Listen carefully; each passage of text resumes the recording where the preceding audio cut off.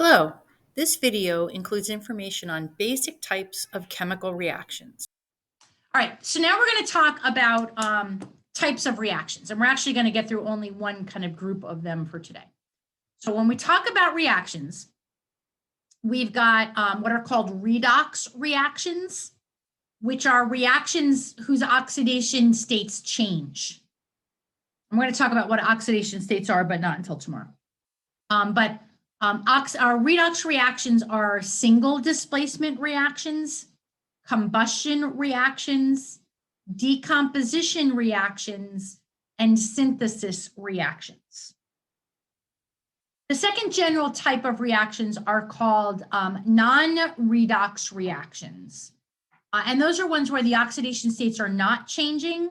So they're the ones we're going to start with, because then we can just do those first. And then tomorrow we'll do what oxidation states are, how they change, and then talk about these. So non-redox reactions are double displacement reactions. And there are essentially two types of double displacement reactions. There are precipitation reactions and acid-base reactions. So when we look at double displacement reactions, this is just a representative of a compound. Okay, it's made up of a positive ion and a negative ion. We've got a second compound that's made up of a positive ion and a negative ion. And essentially what happens is the positive ions just switch places. Okay, so the yellow one comes over here and the red one comes over here, and we make our products. We start out with two compounds, we end up with two compounds. Okay. And when we look at double displacement reactions, we have ones that form a precipitate. So we call them precipitation reactions. And we have ones that involve acids and bases. So that's what we want to cover in the next 20 minutes or so. So let's look at a very general precipitation reaction. These are not real elements. Okay, there is no A and X and Y on the periodic table. But let's say we've got the generic compound AX. Okay, this is the positive ion, this is the negative ion. And we have the generic compound BY. Okay, this is the cation, this is the anion. The A and the B switch places. So when the A comes over here, we make AY as a product. And when the B comes over here, we make BX as the other product. So we're just flip-flopping partners is essentially what we're doing. And a specific double displacement reaction that forms precipitates, one of the products isn't soluble in water. And if a substance isn't soluble in water, it precipitates out of that solution and sinks to the bottom of the container. So again, the cations switch places, the positive ions just flip-flop partners.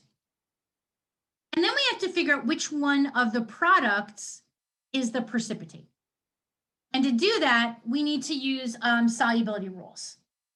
So there are all different kinds of solubility tables that you can find online. We'll just look at one example. So let's say that we've got calcium chloride. Okay, that's one of our reactants. Aqueous means that it's in solution. And we're going to mix it with silver nitrate. And again, the aqueous just means it's in solution. And we're going to want to figure out what the products are. Well, it's a double displacement reaction because it's two compounds that are reacting together. The calcium and the silver are going to switch places, but we're going to need to figure out not only what the products are, but which one of the products is a precipitate. So let's take a look at solubility rules before we actually write the products. So how do we know whether an ionic compound is soluble in water? Okay, well, we look at a solubility table. Okay, so up here along the top, this solubility table lists things that are soluble in water. It means that things that dissolve in water.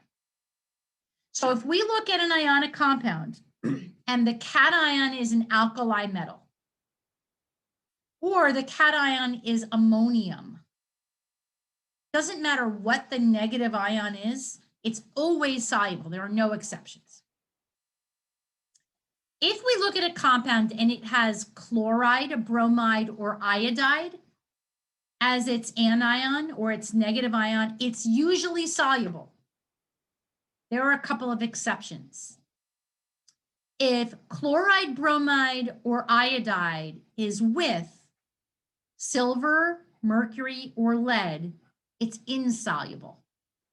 So these are exceptions to the solubility rule. Compounds that have fluoride as their anion are typically soluble unless the cation is from group 2, an alkaline earth metal, or lead or iron. Any compound that has acetate in it dissolves in water. Any compound that has hydrogen carbonate in it dissolves in water. Any compound that has nitrate in it is soluble in water. And any compound that has chlorate in it is soluble. There are no exceptions. These are always soluble if they're in a compound. Sulfates are usually soluble. They're not if sulfates with silver or barium or calcium or mercury or lead or strontium. Okay, now, some things that are insoluble. Carbonates, chromates, phosphates, and sulfides are typically insoluble, means they don't dissolve in water.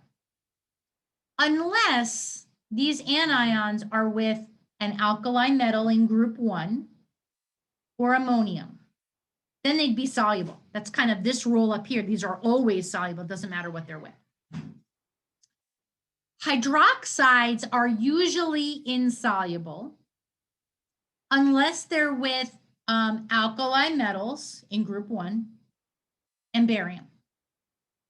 So these rules here help us to decide which product in a precipitation reaction will actually be the precipitate.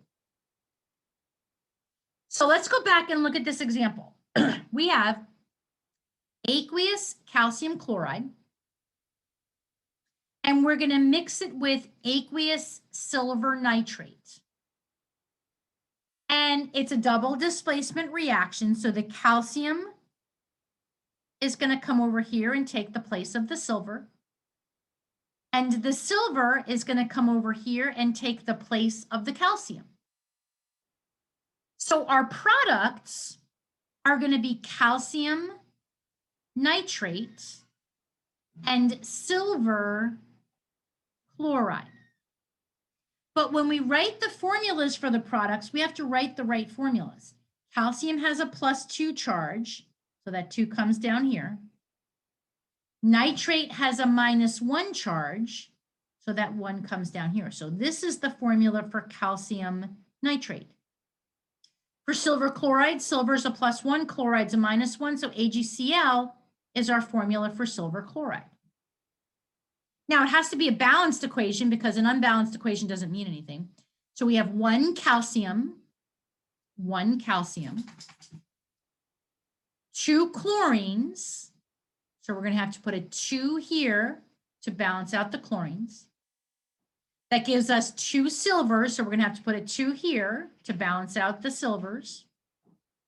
And then we've got 2 nitrates. So we have a balanced equation.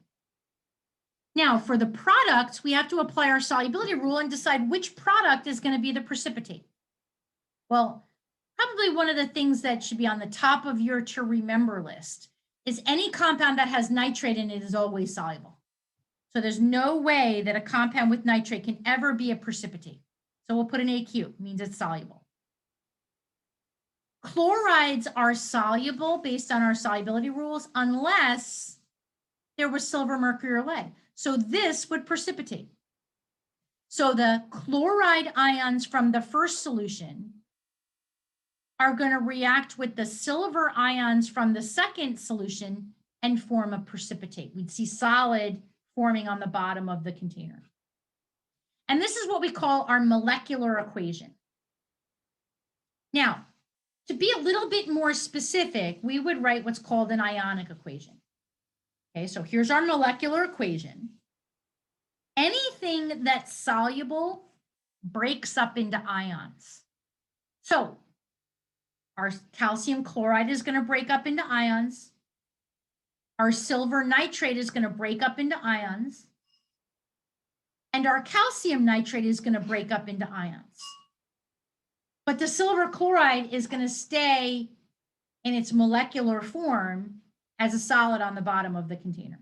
So we're going to break up our calcium chloride into calcium ions and chloride ions. Now we've got 1 calcium and 2 chlorides. Okay. The silver nitrate is going to break up. We're going to have 2 silver ions and 2 nitrate ions. Our calcium nitrate is going to break up. We're going to form 1 calcium ion and 2 nitrate ions. And we're going to leave that silver chloride in its molecular form. Now, if we look, there are things on the reactant side that are exactly the same on the product side. They're not part of the reaction. They're called spectator ions. They kind of hang out in the solution and just watch the reaction. So when we talk about what's called the net ionic equation, our calcium ions are going to cancel out.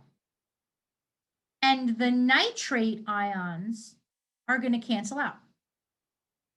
What truly happens are the chloride ions from the first solution are going to react with the silver ions from the second solution. This is really representative of what happens in the reaction. And that's called a net ionic equation. So we start out by writing a double displacement reaction. We just flip-flop the cations and write the formulas. Then we have to balance the equation and then use our solubility rules to decide which of our products is going to precipitate. Break up anything that's soluble into its ions, cancel out the spectators, and end up with our net ionic equation. So let's look at another example. Okay, we've got potassium carbonate,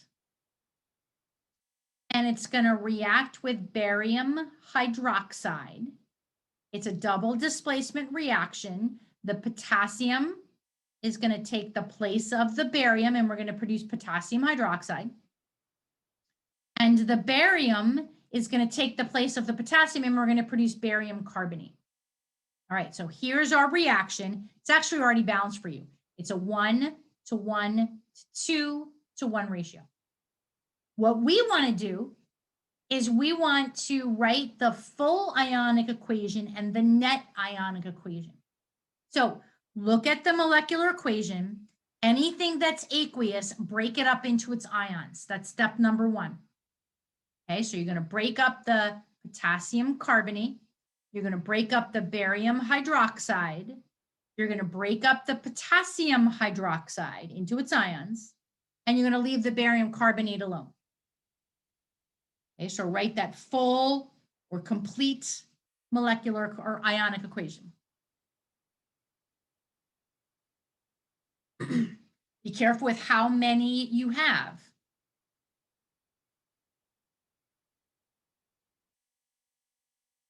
Okay, now we have 2 potassium, 1 carbonate, 1 barium, 2 hydroxides, all on the reactant side. So all these ions are going to mix together. We're going to end up with 2 potassium ions, 2 hydroxide ions, and that barium carbonate is going to stay in its molecular form. Okay, next, we want to look and find out what our spectator ions, and we're going to want to cancel out the spectator ions. So the potassium ions are spectators. They start out as ions in solution. They end up with ions in solution. They're not part of forming the precipitate. The hydroxides are also spectator ions. They start out as ions in solution and they stay as ions in solution. So what's left over is our net ionic equation.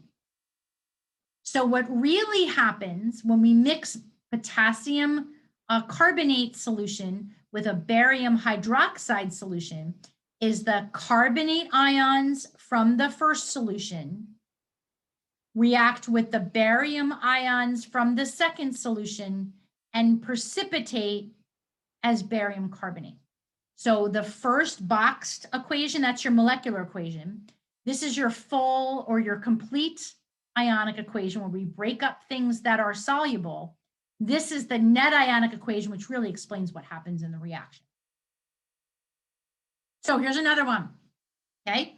We have a solution of lead nitrate. We're gonna react it with a solution of sulfuric acid. It's a double displacement, so the lead comes over here and takes the place of the hydrogen. So we're gonna produce lead sulfate. And the hydrogen comes over here and takes the place of the lead. So we're going to produce nitric acid. It's a 1 to 1 to 1 to 2 ratio. We want to write the full ionic equation. That means you're going to break up everything that's soluble. So the lead nitrate, the sulfuric acid, and the nitric acid get broken up. We're going to leave the lead nitrate as the molecular form, and then cancel out your spectator ions. So we have 1 lead ion, 2 nitrate ions, 2 hydrogen ions, and 1 sulfate ion.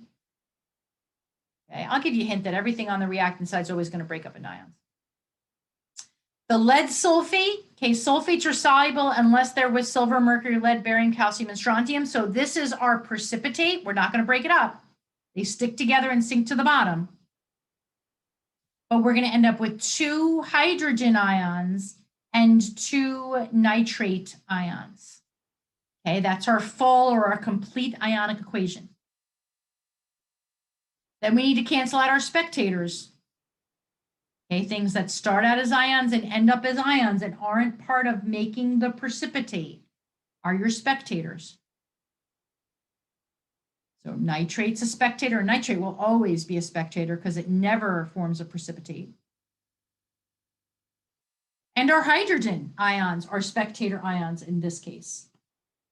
So what truly happens when we mix a solution of lead nitrate with a solution of sulfuric acid is the lead ions from the first solution react with the sulfate ions from the second solution to precipitate as lead sulfate. So let's look at this one. I skipped a couple just because I want to get through this before the end of class. So here's a different kind of example. Okay, we have sodium carbonate reacting with sulfuric acid. Again, it's a double displacement reaction. So the sodium and the hydrogen are going to switch places. So when the sodium comes over here, we're going to produce sodium sulfate. And when the hydrogen comes over here, we're going to produce carbonic acid. What's different about this one is what happens to carbonic acid. Whenever carbonic acid is a reactant, it always breaks up into carbon dioxide and water, 100% of the time. So when we go to write this ionic equation, we're going to break up the sodium carbonate. We're going to break up the sulfuric acid. we're going to break up the sodium sulfate. Those are all aqueous, so they're ions in solution. But instead of writing the carbonic acid, we're going to replace it with carbon dioxide and water. So, oops. The sodium carbonate breaks up into 2 sodium ions for every 1 carbonate ion. The sulfuric acid breaks up into 2 hydrogen ions for every 1 sulfate ion. The sodium sulfate breaks up into 2 sodium ions for every 1 sulfate ion. And instead of writing the carbonic acid, we have to know that it breaks up into carbon dioxide and water, so we're just going to replace it with carbon dioxide and water. So once we write our complete or our full ionic equation, again, we're going to cancel out spectators and figure out what we're left with. So in this case, the sodium ions start out in solution and end up in solution, so they're not part of the reaction, they're just spectators. The sulfate ions start out as ions in solution and end up as ions in solution, so they're just spectators. And what's left is the actual reaction. Okay, we don't want to really put stuff in there that's really not part of the reaction. So the hydrogen ions from the first or from the second solution, I just put it backwards, are going to react with the carbonate ions from the first solution and produce carbon dioxide and water. So we have to know that carbonic acid breaks up into carbon dioxide and water. So sulfurous acid does the same thing. If sulfurous acid is produced, it will break up into water and sulfur dioxide. So very similar to what carbonic acid did. Okay, we're essentially just replacing the C with an S. So let's look at this one. Okay, we've got a solution of potassium sulfite reacting with a solution of hydrochloric acid. All right, so the first thing, now I didn't give you the formulas. You have to write those formulas, and we did that last Thursday. So think about what potassium sulfate or sulfite would be and what hydrochloric acid would be. So we've kind of added a layer onto the problems now. So potassium is K with a +1 charge. Sulfite is SO3 with a -2 charge. And we're going to crisscross the charges to write the formula.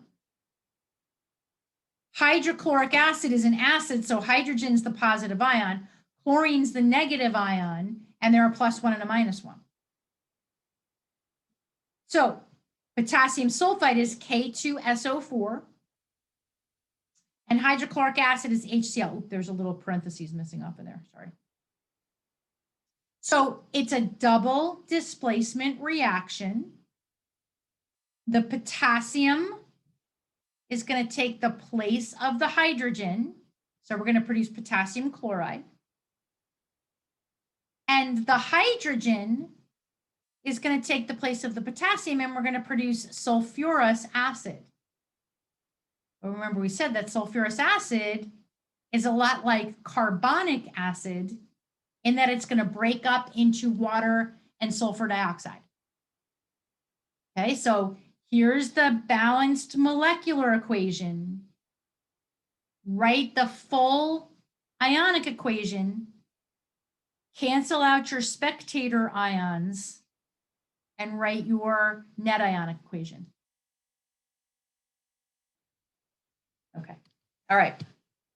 So potassium sulfite, we're going to break up into 2 potassium ions, 1 sulfite ion, 2 hydrogen ions, 2 chloride ions. Okay, there are our reactants. The potassium chloride, we're going to break up into 2 potassium ions and 2 chloride ions. And the sulfurous acid breaks up into water and sulfur dioxide. Okay, then we have to figure out our spectators. So potassium is an ion to begin with and stays an ion, so it's not part of the actual reaction. Chloride starts out as an ion, ends up as an ion, so it's not part of the overall reaction. So what's left is, so the sulfite ion from the first solution will mix with the hydrogen ions from the second solution to produce water and sulfur dioxide.